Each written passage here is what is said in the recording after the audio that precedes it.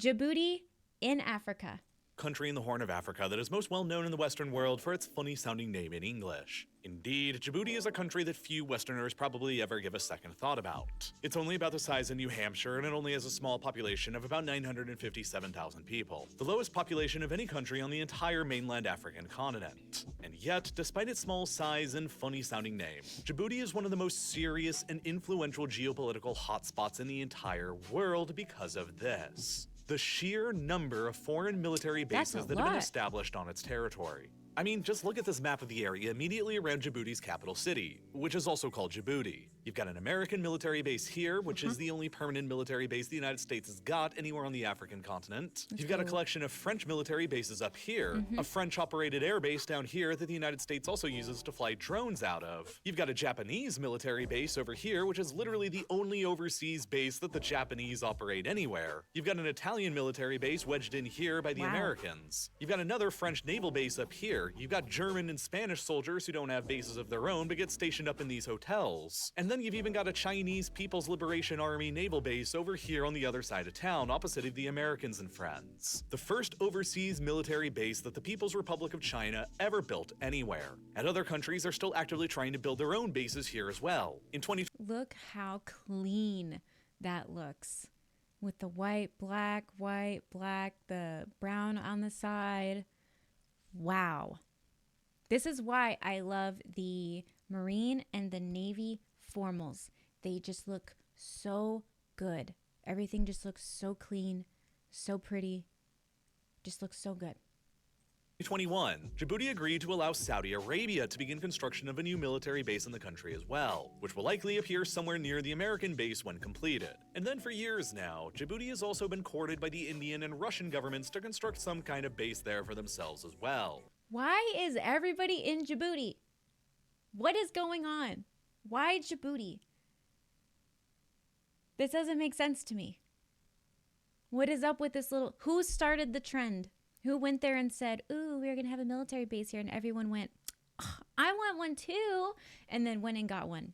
Who started this? All of this means that as of 2023, little Djibouti, in fact, has by far the highest per capita concentration of foreign military bases on its soil out of any country in the world. That's nuts. That kind of begs a question. Why and how did this little country in the Horn of Africa essentially become the 21st century's... Do you guys see this? German and Spanish troops stationed in hotels? Oh my God.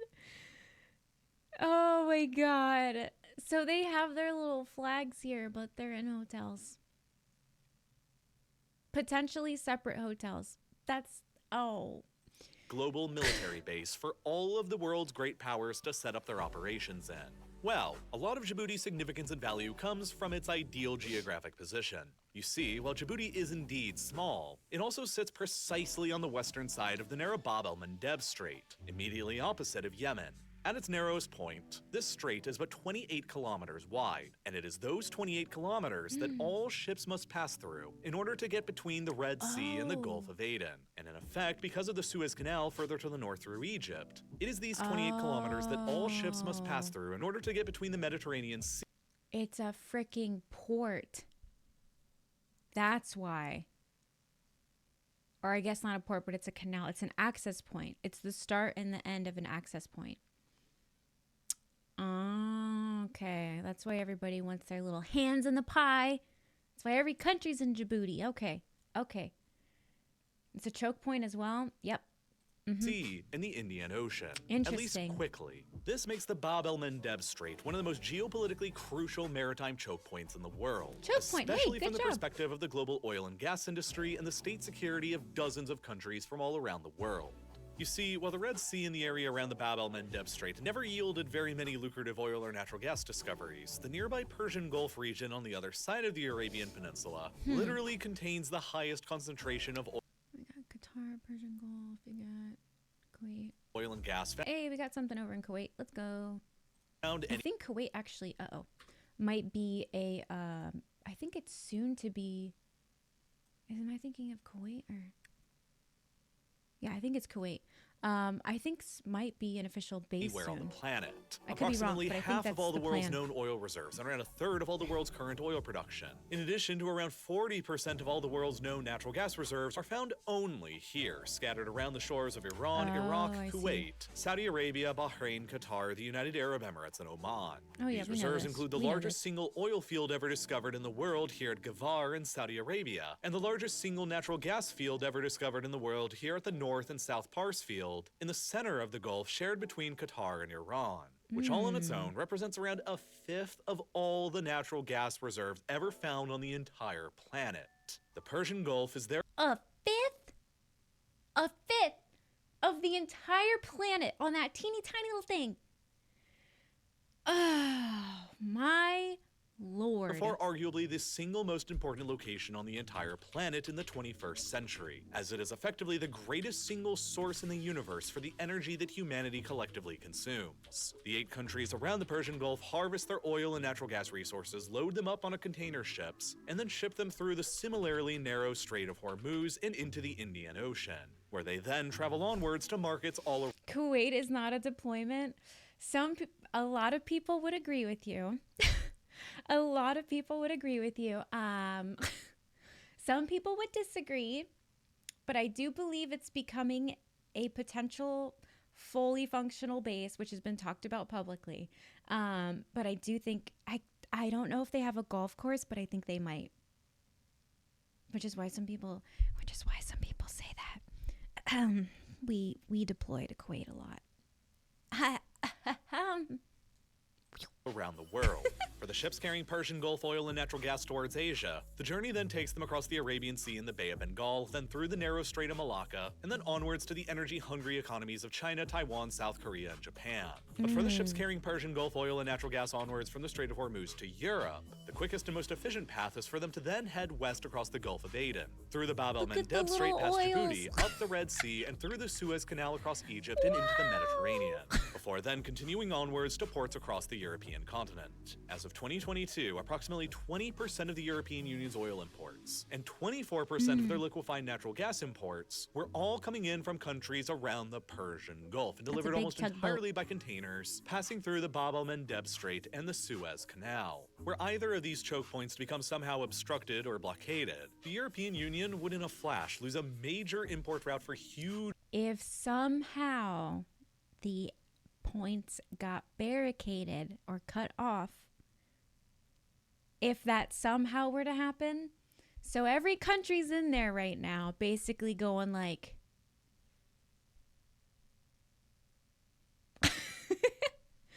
don't touch my access. That's what they're saying. Don't touch my canal. Huge volumes of their oil and gas supply that powers their societies and economies. That's and so the only funny. possible alternative route for Persian Gulf oil and gas to reach the Does that not seem so kiddish? Like, I get it. I understand. But just think about, like a favorite thing at the playground that all the kids want to go.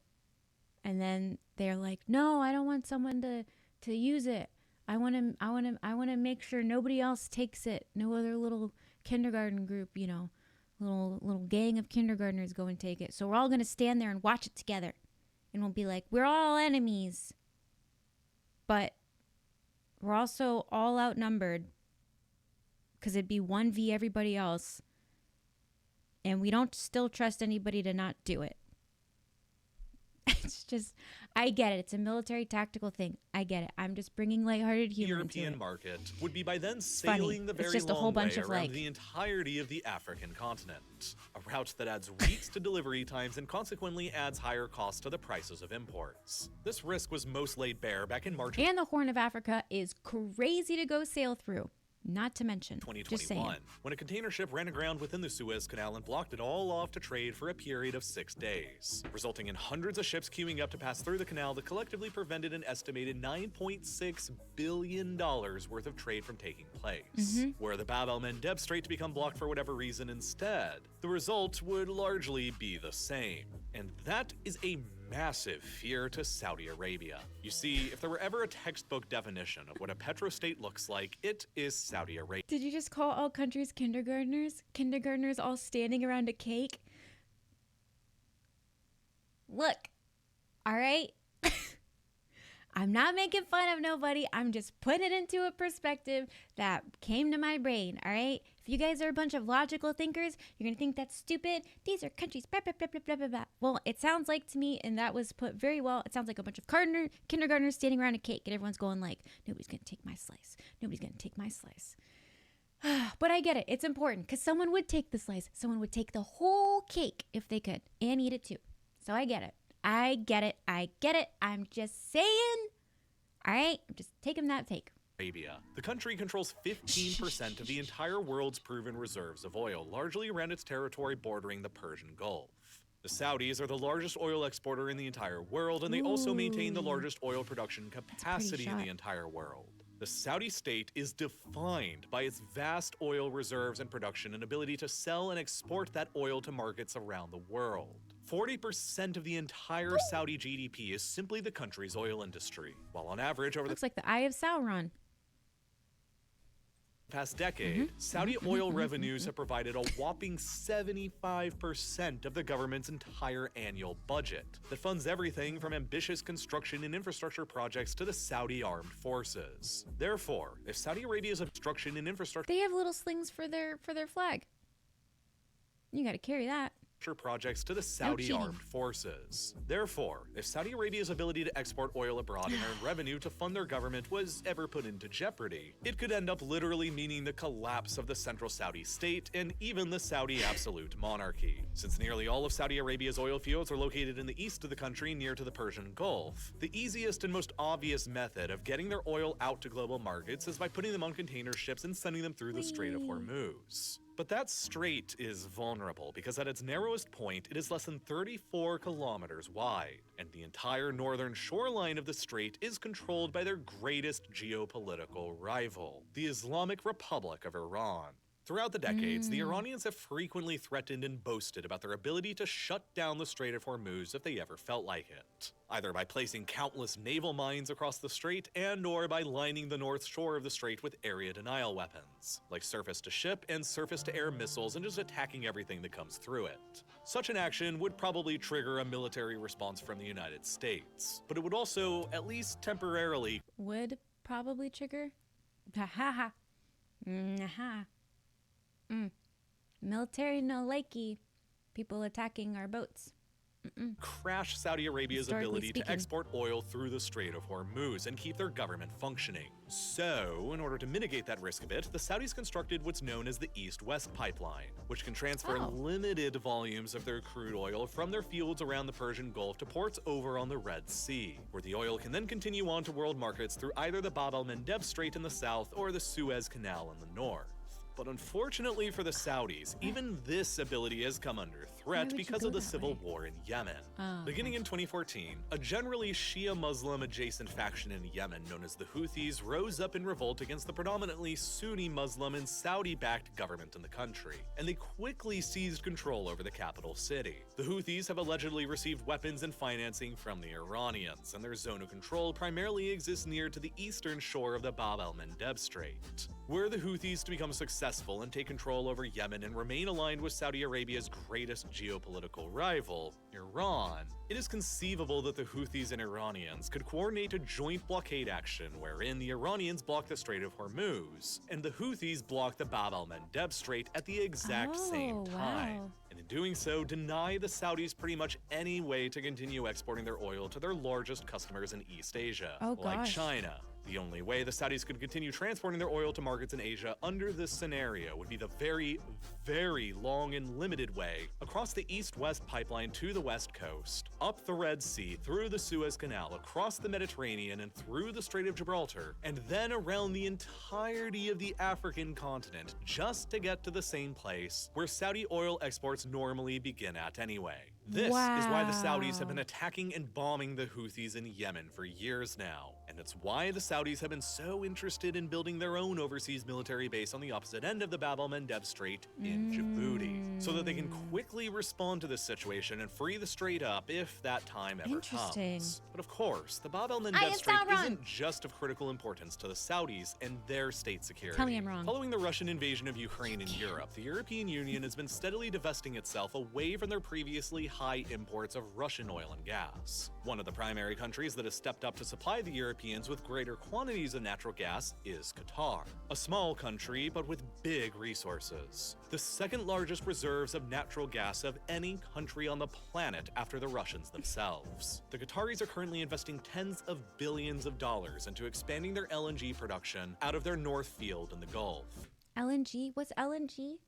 What is LNG production? Do we have any smart cookies who paid attention in natural gas studies and geopolitics? Liquid natural gas. You guys are so smart. Hey, we got a first time chatter from it too. Let's go, Matt. Thank you guys. Thank you.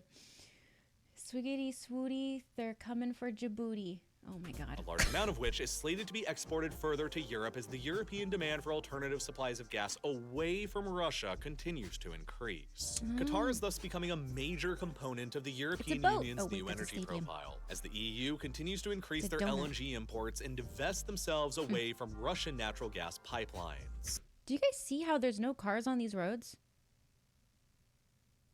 Do you see that?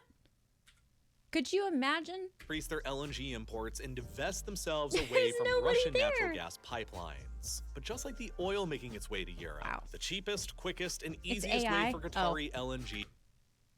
Oh no, I fell for the AI. It's over.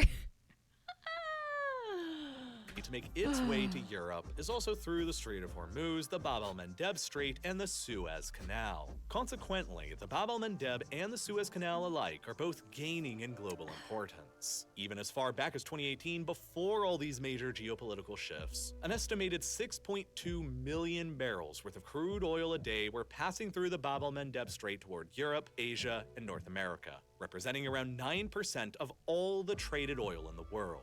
And it's not just oil and gas that makes the Bab el-Mandeb so important either. From China's perspective, the strait is a critical component making up their shortest maritime export route to Europe as well. China's economy is basically based around importing enormous amounts of raw energy materials from the Persian Gulf states, using those enormous raw energy materials to produce enormous volumes of manufactured goods, and then exporting those enormous volumes of manufactured goods to the world's largest consumer markets in North America and Europe. These manufactured exports represent around 30% of the entire Chinese economy. And the quickest and cheapest way for their exports to make it to the European market ends up passing through the Bab el-Mandeb Strait and the Suez Canal, rather than sailing the long way around either Africa or the Pacific. Ultimately, the Bab el-Mandeb Strait is one of the most critical maritime choke points that keeps the pace of globalized trade alive and well. Europe, which is why every country, I guess, is stationed there in Djibouti, including us.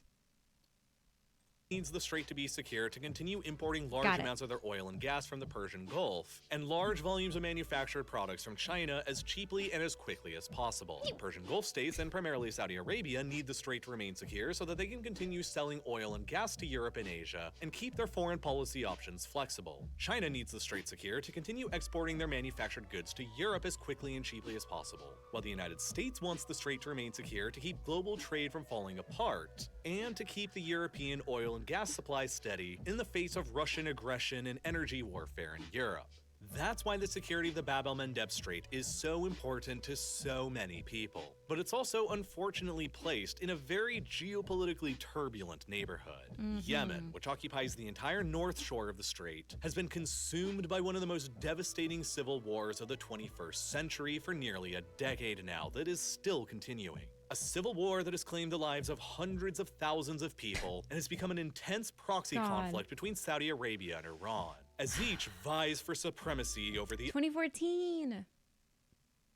Oh, but it's not for a good reason. other in the country. On the southern shore of the strait is Eritrea, a ruthless, totalitarian, one-party dictatorship that has been ruled by the same man ever since 1993, and which is generally considered to have one of the most abysmal human rights records and freedoms on the planet.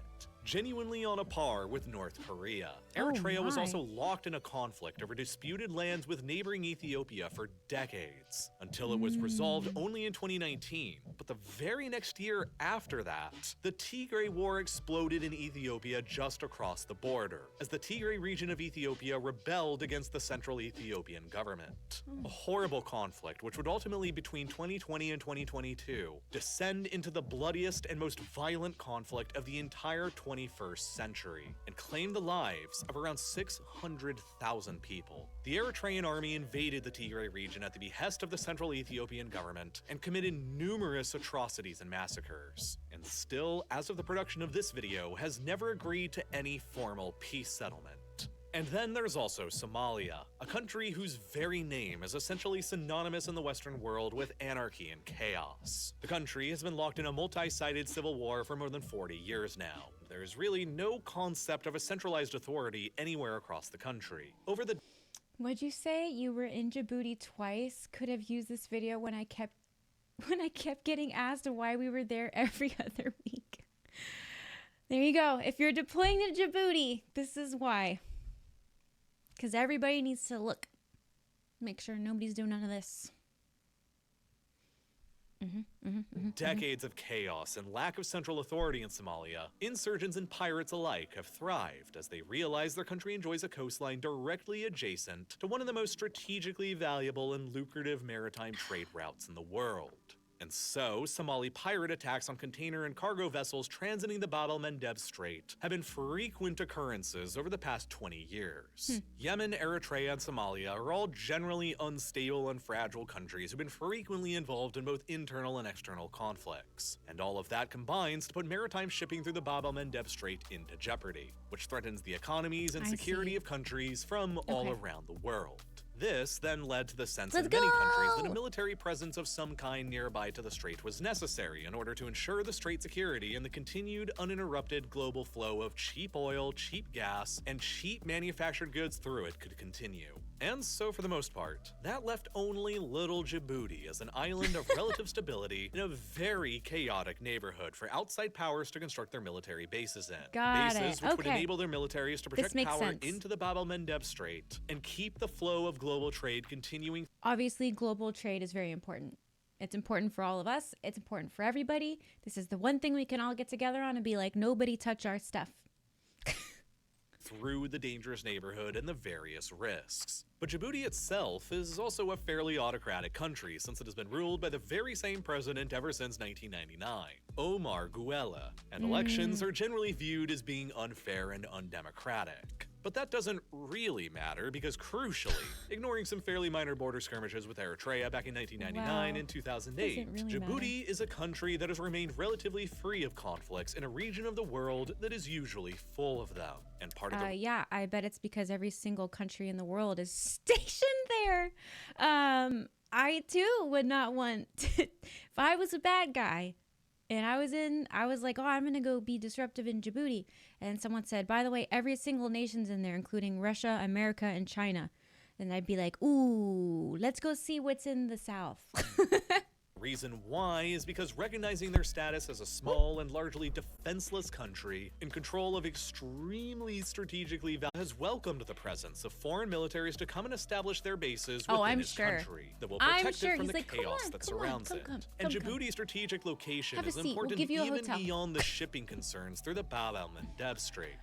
This is because Ethiopia, immediately to the southwest of Djibouti, is home to Africa's second largest population of more than 120 million people, but is also completely landlocked, which severely limits their ability to send exports or receive imports to and from the rest of the world. So, because Ethiopia and Eritrea have been locked in some kind of territorial conflict for decades and have had a very tense relationship, and because Somalia is, well, Somalia, that basically just leaves Djibouti as the only possible nearby source with maritime access for Ethiopia to receive imports or send exports through. That is why little Djibouti, a nation of less than 1 million people, handles more than 95% of all the imports from around the world that make their way into giant. This is why people say location, location, location.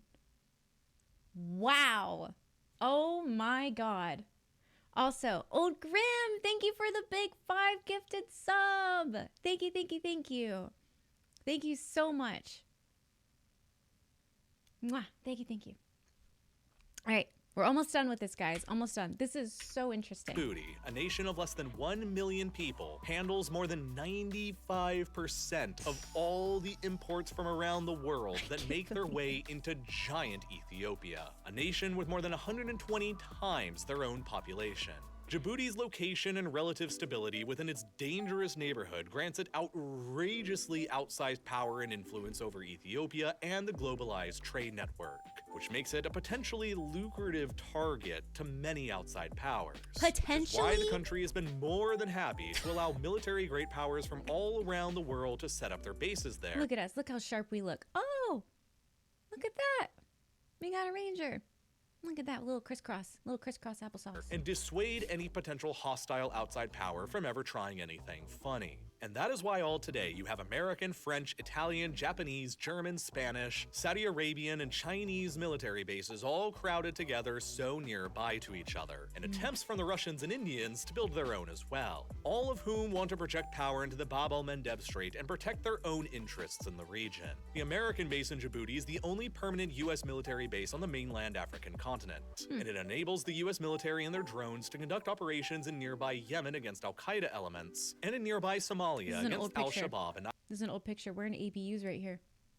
See this? See this camouflage that would only blend in with a cubicle? Those are the ABUs. I think we got rid of those in around 2020. This is an old photo. And you can also see that most of the ladies have their hair in buns instead of all the different hairstyles that we're allowed to have. ISIS elements. Looking sharp, with support though. from the French, Japanese, Italians, Germans, and Spaniards. The American base has also helped with refueling Saudi warplanes as they bomb Houthi targets across Yemen, while Saudi Arabia's own future base in Djibouti will help them do this themselves, after the Biden administration in the United States withdrew all of their direct American support for the Saudi war effort in Yemen back in 2021, like helping them refueling their aircraft. And then the Chinese naval base is there officially to help fight against piracy in the region and ensure that critical maritime shipping lanes remain open and secure. Though it has generated a fairly high degree of geopolitical angst with the American military base that is only a few miles away from it. Both the Americans and the Chinese have lodged official complaints with the Djiboutian government, accusing the other of using their base to spy on their own base, with one incident even being reported by the Americans of Chinese troops in their base on the north side of town, shining laser beams into the cockpits of American planes flying nearby. That is so illegal. That is so illegal. In America.